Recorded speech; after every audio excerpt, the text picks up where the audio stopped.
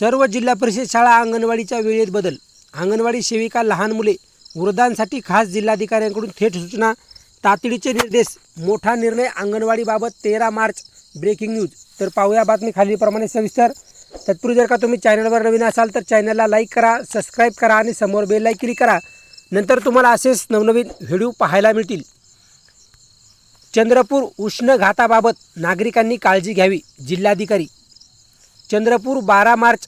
गेल्या आठवड्यापासून उन्हाची तीव्रता अचानक वाढली असून उष्णतेच्या बाबतीत चंद्रपूर जिल्हा नेहमीच अग्रस्थानावर असतो. यावर्षीसुद्धा तापमान वाढण्याची शक्यता वर्तवण्यात आली आहे.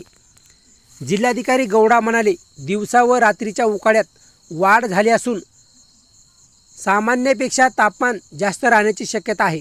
कामाच्या ठिकाणी थंड पिण्याच्या पाण्याची व्यवस्था करावी. दुपारी 12 ते 4 या वेळेत कोणतेही शासकीय कार्यक्रम घेऊ नये. लहान मुले, वयोवृद्ध नागरिक आणि व्याधीग्रस्त नागरिकांची विशेष काळजी घ्यावी. प्रत्येक स्तरावर उष्णघाताबाबत नागरिकांमध्ये जनजागृती करावी.